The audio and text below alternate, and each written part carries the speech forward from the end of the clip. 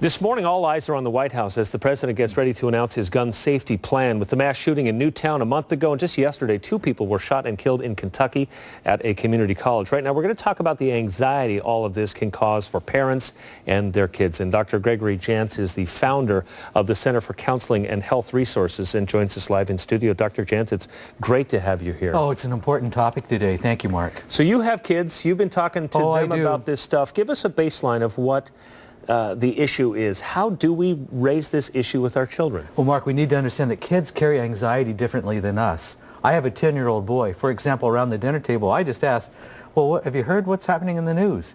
I let them tell me what they knew, and that's a great place to start. We don't want to overwhelm them. They could be having a lot of anxiety that we're not even aware of. And remember, kids experience anxiety usually through physical symptoms.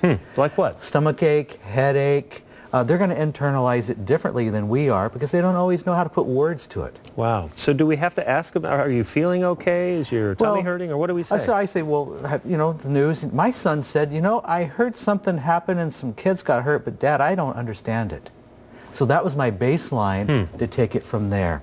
Wow. And we need to understand it's different with kids. You have a 10-year-old versus a 16-year-old. You're going to talk about this a little bit differently. Yeah. So what do you say when, and my son asked this question. Yes. Is it going to happen at my school?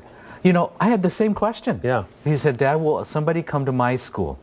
And here's what we don't do. We don't make a promise, oh, everything's fine. That's not the place to start.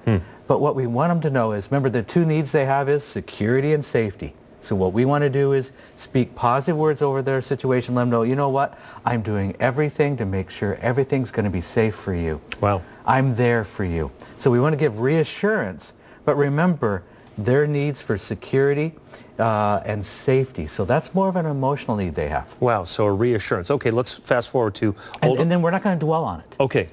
And you don't keep talking about it when they've stopped talking about it. Okay. So let's talk about older kids. How do you handle teenagers and how they're processing all of this? One of the things I look at is their experience of the news. A lot of kids are into the video games, the first-person shooters. Right. And this was an opportunity for me to even talk about that and what all that means. So I'm bringing a new topic into this, but we need to be able to look at how kids are acting out violence. And so I used it as an opportunity with my older son. Wow.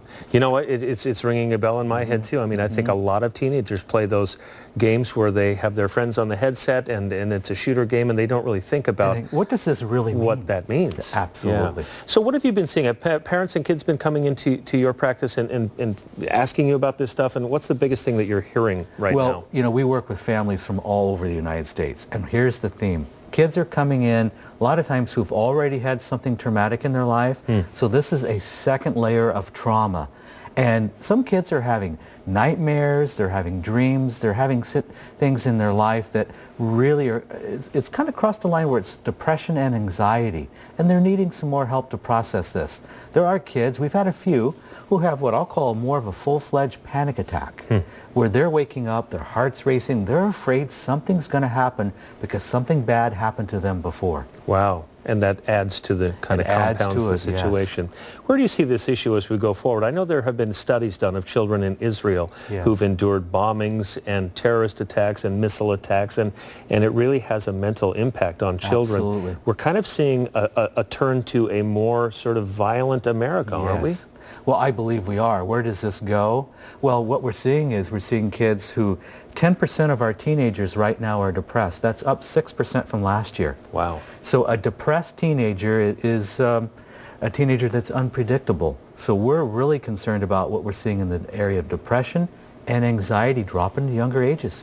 Wow. So there's no downside to connecting and reconnecting and staying connected with our kids at any age. Oh, we need to keep that communication. You know, when you ask your kid, how was your day, and they say fine, don't let them just settle for fine. Stay in the game with them.